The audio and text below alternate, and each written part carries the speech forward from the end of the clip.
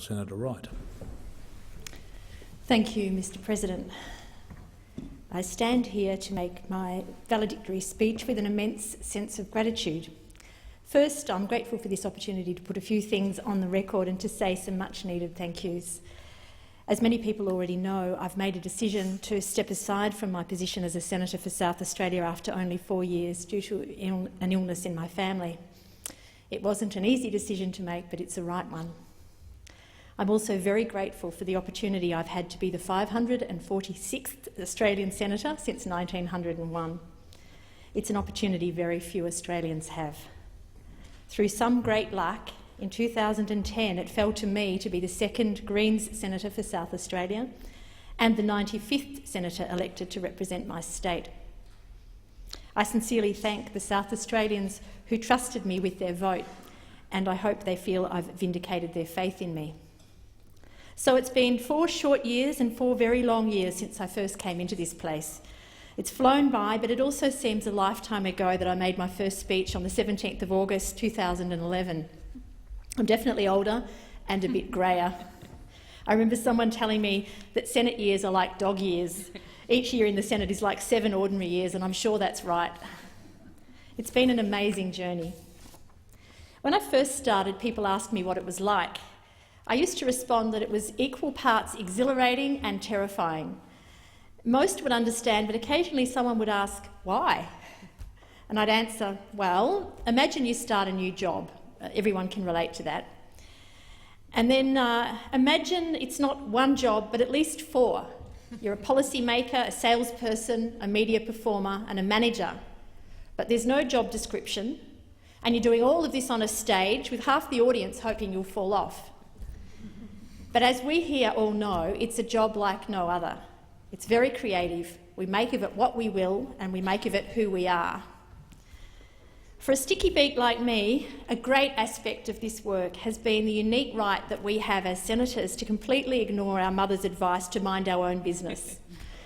Instead, we can indulge our curiosity, stick our noses into everyone else's business, invite ourselves to places, ask questions and find out things. And most people welcome it. I'm prepared to admit there might be some notable exceptions. Witnesses on Senate inquiries into tax avoidance spring to mind. But of course we then need to turn that information to a purpose and do good in the world. The Senate committees are just a formal example of that. So I was very lucky to chair the Legal and Constitutional Affairs References Committee for close to 4 years, as well as having a stint on the Joint Parliamentary Law Enforcement Committee in my early days, and as the Greens representative on the Parliamentary Joint Committee for Human Rights since it was first established in 2012. Legal and con inquiries have covered a multitude of topics, from court fees to forced marriages. But there are 2 which particularly stand out in my memory. One looked into the death of Reza Barati, the 23-year-old Iranian man who died a lonely death after a riot on Manus Island. He was the same age as my daughter. This was one of the hardest inquiries I've chaired, facing up each day to hear evidence that was very hard to process.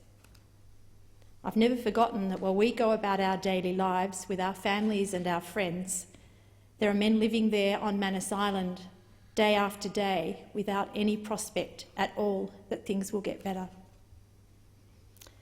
The other inquiry I'm most proud of was the legal and con consideration of the value of a justice reinvestment approach to criminal justice in Australia, which looked into our patently failing system of law enforcement and asked what changes can we make to reduce the number of Aboriginal Australians being locked up in our jails. They are some of the most imprisoned peoples in the world. I took heart from this inquiry because it demonstrated to me that exposure to ideas and new information can change minds and views. It's not a novel idea, I'll admit, but reassuring all the same, and perhaps we don't see the evidence of that in here, and I count myself in that as much as anyone, as much as we'd like to.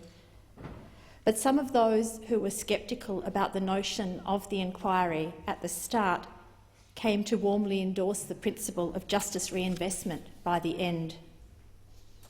This issue is unfinished business for me. I want to see our systems change to tackle the causes of crime. And I want to see the amazing results in Australia that justice reinvestment has achieved in the US. Less people in jail, stronger communities. Being a senator exposes us to amazing experiences if we're willing to grab the vine as it swings past. So, soon after I started, I found myself sitting in a container in Queensland in full PPE, personal protective equipment for those of us in the know, as I was surrounded by flames licking up the walls of that structure. I was telling myself that the firefighters who'd organised the whole shebang would surely not risk any scandalous headlines like singed senators or poached pollies. This was part of an inquiry into Adam Bandt's landmark bill to support firefighters who contract cancer in the course of their work. And again, the experiences we shared on this committee helped change minds, incontrovertibly demonstrating to us the debt that we owe firefighters because they are often the only ones running into a burning building when everyone else is running out. Adam's bill was ultimately passed unanimously, a rare but very agreeable example of our capacity to work together in this parliament for the national good.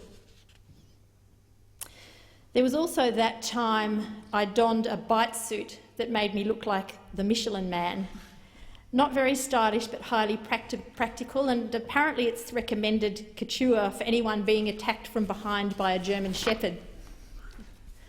That was just one of the many pleasures I experienced when I visited Amberley Air Base for a week as part of the ADF parliamentary program. Now that was a great opportunity to test some assumptions on both sides, and I was made exceedingly welcome and learned lots.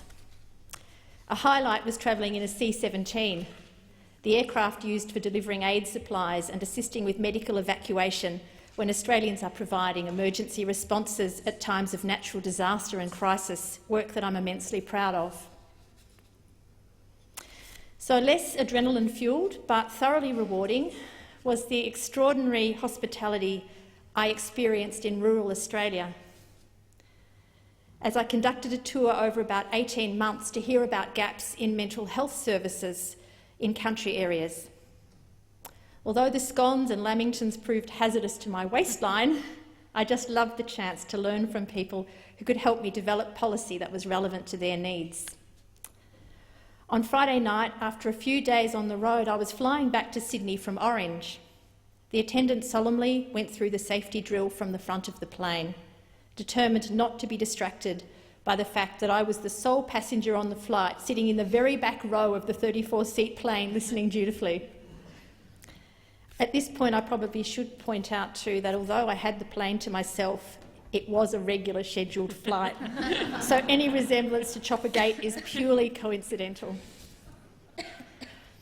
My rural tour sums up my favourite part of the work that we do: the rewards from meeting people, hearing their hopes and fears, amplifying their voices and being able to reflect and validate their concerns in the national parliament. It's very good for democracy. Making connections, taking the risk to be real, listening with an open heart, that's really the most exciting part of being a senator for me. And if it sounds like a girl's own adventure, well, it really has been. I'd like to see many more girls coming on this adventure. And I hope that in some small way I've helped show that ours is a perfectly respectable profession. I think the trick is to find a way of doing politics that's congruent with one's own personal style. Encouraging this will lead to more women putting their hands up. We work in a challenging, often adversarial environment, which rewards behaviours that would actually have you disciplined or ostracised in a normal workplace. As a guiding principle, I've found it helpful to remember the advice of one of my favourite cartoonists from the 1980s, Kaz Cook. The advice was usually dispensed by her spiky-haired, sharp-nosed young female figures that she drew to keep yourself nice. When I leave here, after all I'll really have left is me. I've also been mindful of the sage advice I heard once: be polite to those you pass on the way up, as you may meet them again on the way down. As I look ahead, I know I'm going to enjoy some sleep and luxuries like reading for pleasure, having the time to reflect, and reconnecting with friends and neighbours that we all miss in this place. While I'm sorry to be leaving, I know that my party, the Australian Greens, is in a good and growing place. I'm thankful that I've been able to work with wonderful colleagues, my Senate companions, and Adam flying the green flag in the House of Representatives.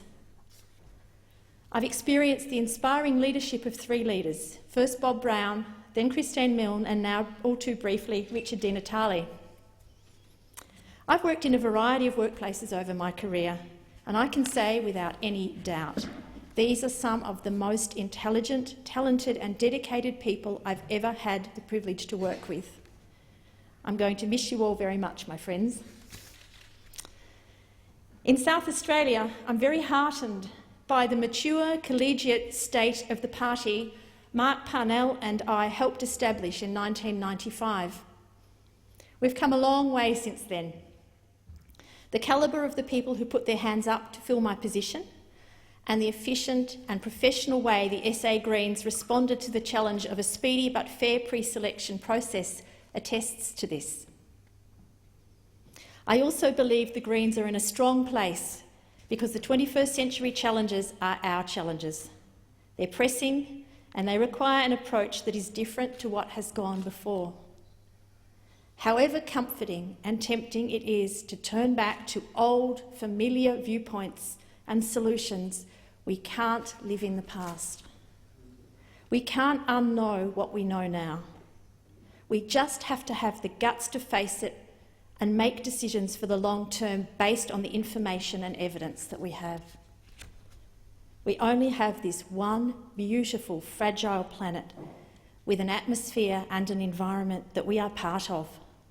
Like any other animal species, if we destroy it, we destroy our own chance of survival. Before I finish, I have quite a list of people to acknowledge, without whom I could not have done my job in this place. There are the Senate staff, led by Rosemary Lang, who have been unfailingly courteous and helpful. And proud. Right from the first day of Senate school, we newly elected senators, the class of 2010, were left in no doubt that democracy resides right here in this House of Review, with the important job of scrutinising that sometimes wayward House of Representatives, with odgers in our arsenal when the going gets tough or uncertain. Thank you to the committee secretaries and their excellent staff who are so professional in all they do and willing to go above and beyond to get the job done. They spin hours of evidence and reams of documents into comprehensible gold. Thank you to the cleaners, those good fairies who visit while the rest of us are sleeping to keep our offices pleasant and habitable. The chamber attendants, so attentive, anticipating our every need. And the security guards who keep us safe and endure what must be times of acute boredom. Special thanks to Ian and Peter and the Comcar drivers, both here in Canberra and in Adelaide and elsewhere. If any of you are listening, please don't ever underestimate how lovely it is to be greeted with your smiles and kindness on a cold Canberra morning when you're a long way from your family and friends. And finally, Mr. President, at the risk of an awkward "oh shucks" moment, I'd like to place on the record my appreciation of the even-handed and considered approach you've brought to your role. I think we first met on the Law Enforcement Committee, and we've both moved beyond that at this point. At a time when the position of presiding member of a parliamentary chamber would probably not be at the top of the pops in terms of career aspirations, you've been even-handed and thoughtful. You even listened carefully to the questions in question time. Now, that may not be a strict breach of the standing orders, but I'm sure it's a breach of the conventions. And now to my staff. I couldn't have done it without you. Lisa Marlin has been my office manager since day one. I vividly remember walking with Lisa around our empty Adelaide CPO suite on that first day, her notebook and pen in hand, starting a to-do list that has never come to an end. Thank you, Lisa. Anna Chang has been a tower of strength while working for me as a campaigner and cheerfully turning her hand to any role or challenge that cropped up, and Anna continues to support and encourage me even to this day. Thank you to the policy advisors who served me over time: Graham Goss, Amy Barry-Macaulay, who's here today, Claire Quinn, Sarah Moulds and Simon Backer. I've been spoilt by your exceptional skills. Thank you to my campaigners, Shen Mann, Erin Brooks, Rochelle Sando, Emma Gorman and Oggy Simic. And a huge thanks to Sharon Reid, who was so adaptable. She morphed through 3 positions in 2 years that she worked for me. Thank you to my media advisors, Lauren Zwans, Jenny Maisel, Danielle Forsyth, who worked miracles for me, and most latterly, Campbell Close, who's been a great support in the last few challenging weeks. And thank you also to those staff who've helped me by filling in over the last few weeks and who are here today: Lucy, Emily, Olivia and Ethna. Thank you also to my friends and the many people who've sent me some kind messages in recent times, and especially my focus group, who'd meet me for coffee on Saturday mornings to help me to focus on what really matters. And as we all know, it's not always what we think is important in here. Special thanks to Pat Tobin, who's been a very good friend for me in Canberra, offering support, encouragement and friendship right from the early days when I was in a wheelchair after I was hit by a car. And finally, thank you to my family. My daughter Ali follows politics with great interest and had the uncanny knack of sending me cards and funny and encouraging text messages just when I needed them most. Thank you for the love and support of my big boy Felix. I don't know if he's actually got here from, yes, good, okay, from Melbourne. it was a near thing. So thank you for the love and support of my big boy Felix, who is very interested in current affairs and ideas, but less fascinated by party politics. I had to laugh when I was sitting in this seat that seat over there, in June 2013, during the height of the leadership tensions in the last Parliament, when a text message lit up my phone. It said, "Hi Mum, can I come over and use your kitchen to cook Ruth a chocolate mascarpone cake for her birthday?" I suspect he didn't even know I was in Canberra. I responded by texting, "Yes, love. And by the way, yes, I am in Canberra, and yes, we do have a new Prime Minister." I love the fact that while he clearly isn't a political tragic, I have raised a son who wants to make his girlfriend his signature cake for her birthday. I'd always told him that the ability to cook was a very attractive quality in a man. And thank you for the love and support of my youngest boy, Mungo, who has a great sensitivity to ideas and ethics, a soft heart and a gift with words. Indeed, I noticed a Facebook post he made today when he described me to a friend as a good egg with awesome values. How could I argue with that? My final thanks are reserved for my husband Mark, who has accompanied me on this journey every step of the way and right up to this point. He knows that his most important job is to make me laugh. So far, he's managed it pretty well. If he ever stops, he knows that's it, he's dropped. So this hasn't been an easy decision to make, but it has been made easier by the fact that it is the right one, and I feel very lucky to have a husband and kids that I love above all other things. So, Mr. President, in my first speech, I concluded by saying, when I stand here to make my last speech, I'd like to think that I have contributed to making Australia a kinder, fairer place. Well, I've had a shorter time to try to achieve that than I would have anticipated, but I'm confident that I've done the best I can. Thank you. Thank you, Senator Wright.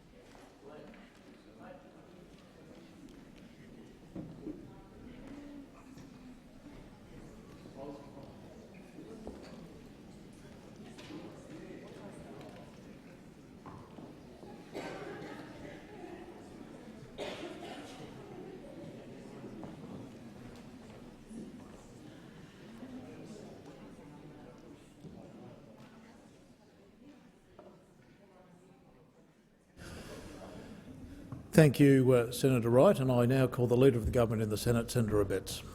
Mr President, it's my privilege on behalf of the Coalition Government to say a few words on the occasion of Senator Wright leaving us. First of all, can I congratulate Senator Wright on what was a, if I might say, very folksy, charming and engaging valedictory speech. Senator Wright has, in the relatively short period she has been here, experienced a fairly dynamic period of Australian politics. A few Prime Ministers, a few Green leaders, I think in that time only one Liberal leader, but that was, I think, more to good luck than good management, possibly, who knows, but can I indicate that it was a very dynamic period, and of course Senator Wright observed the coming into government and then back out of government, what we on this side called the Green Labor government. But Senator Wright, as a founding member of the Greens, undoubtedly was used to the sort of ups and downs of politics on an organisational basis, but here in the Parliament, in the parliamentary sense, it is of course somewhat difficult, and I think, if I might say, Mr President, Senator Wright gave a very good expression on behalf of all colleagues as to some of the issues we face when we are away from family. I note Senator Wright's many portfolio positions, simply to say that in everything she threw herself into the portfolios and areas of interest that she either personally had or were given to her by the Green Party as her special responsibility.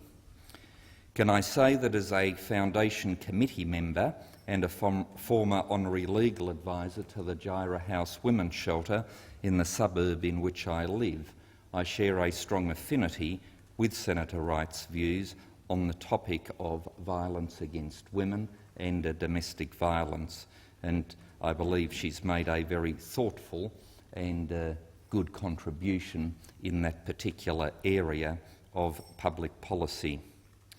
I did note Senator Wright's comments about the firefighters' bill and the firefighters rushing into the building as everybody was rushing out, and if sufficient time has now elapsed for me to divulge this, I was the shadow minister dealing with this bill, and on my side of politics I felt a bit like the one firefighter running into the building where all my colleagues were wanting us to leave it, but after a period of time I was very pleased to be able to see the outcome to which Senator Wright referred, and that was the unanimity of the Parliament, and sitting on one of my shelves is a gift, I understand, below the disclosable threshold from the Firefighters Union that I won't tell my pre-selectors about in case it harms my chances of re-endorsement. But can I say the collegiality and the manner in which the Parliament acted in relation to that bill, I think showed the Senate at its very best, and Senator Wright, and if I might say Mr Adam Bant from the other place, played a very important role. Mr President, whilst we are often on the TV screens doing things and people think we are as hard as nails, we do have families, we do have other concerns, and Senator Wright has made a very tough decision and put her family first, and we on this side recognise that, salute that, wish Senator Wright personally all the very best, whatever the future might bring, but we also extend those best wishes not only to you, Senator Wright, but to your whole family. All the best for the future. Thank you, Senator Abetz. The Leader of the Opposition, Senator Wong. Thank you, Mr President. I also rise to contribute remarks on behalf of the Opposition on this occasion of the valedictory for my fellow South Australian, Senator Wright. It is unfortunate that the demanding nature of politics often leads to conflict with our family responsibilities, and in this case Senator Wright has chosen to put her family first, and we respect and acknowledge that and pass on our best wishes to her family.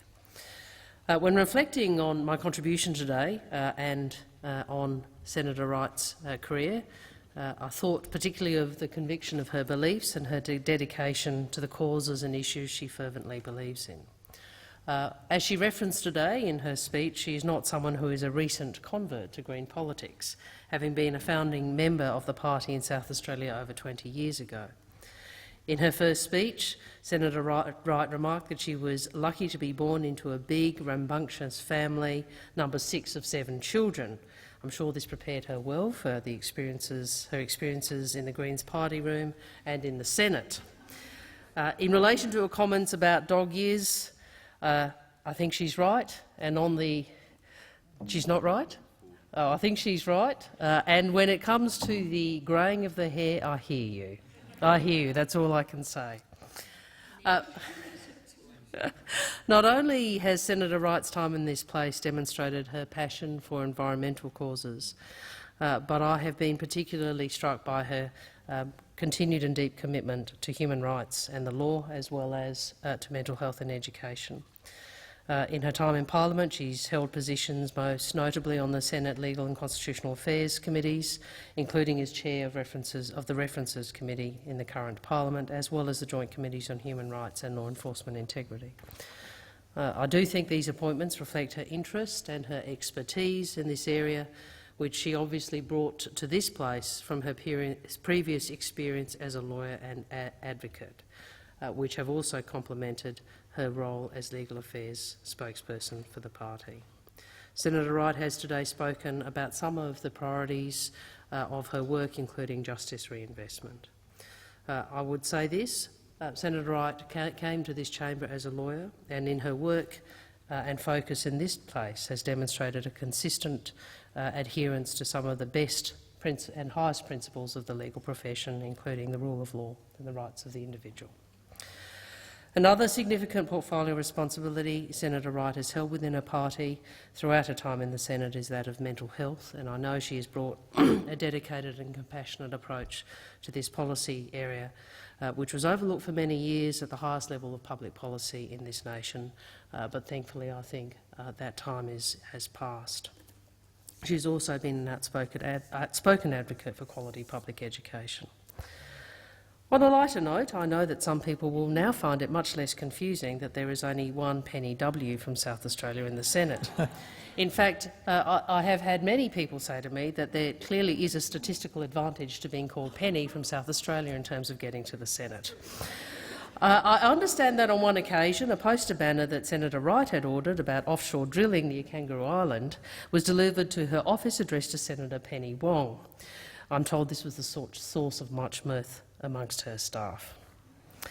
I'm sure that that was not the only occasion on which there's been a confusion in identity. I know I have regularly been asked, what it was like in the Greens party. There you go.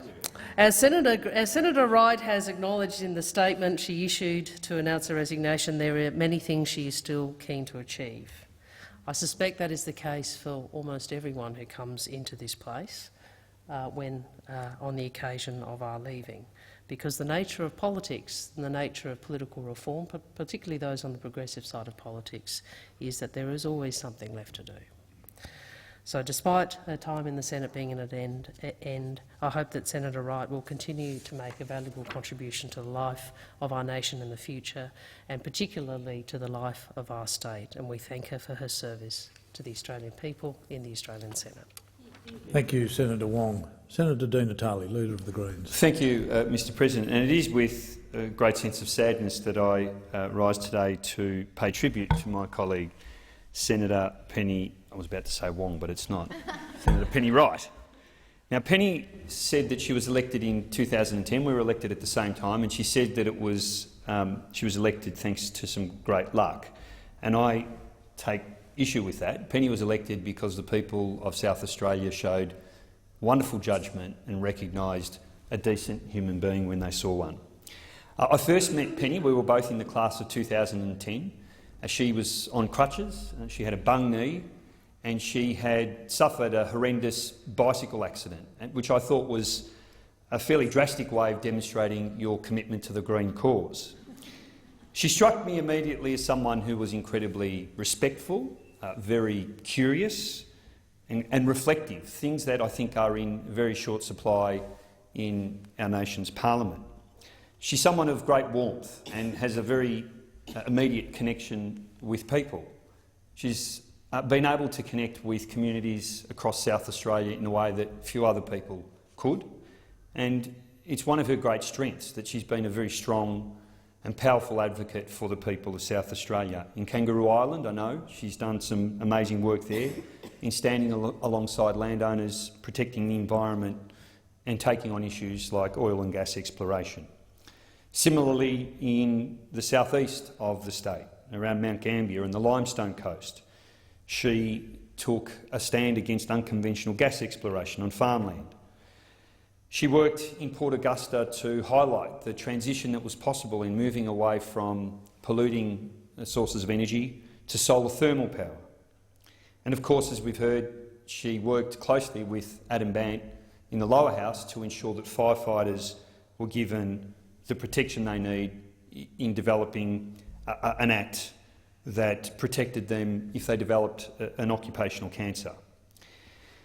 She also took on her portfolios with great relish. Penny was handed the mental health portfolio, and I can say this now. At the time I wondered, as the health portfolio holder, whether it was a wise idea to split health into health and mental health. I know that there's a strong argument in that direction, but I suppose I just wanted it for myself. But within a few months, it was pretty clear that it was the right call. She took to that portfolio with relish. She worked incredibly hard on it, and she leaves a very, very strong legacy in that area. She conducted a rural tour, a tour of regional Australia, working with a number of communities, trying to find out what the best pathway for addressing one of the great challenges that we have as a nation, and that is providing care for people with mental ill health. And one of the things I think I'm proudest of in the last election was a comment from Russell Roberts, who was the chair of the National Alliance for Rural and Regional Mental Health, who said, and I quote, that Penny was responsible for, and now I quote, one of the most sensible pieces of policy work by a political party on rural mental health in the last 25 years. And that's a great credit to you, Penny. She didn't just work, though, in terms of developing policy for the election. She was able to work across party lines, and together with some of her colleagues, she established a parliamentary friendship group for youth mental health in 2013 to highlight some of the unique challenges that face young people across the country.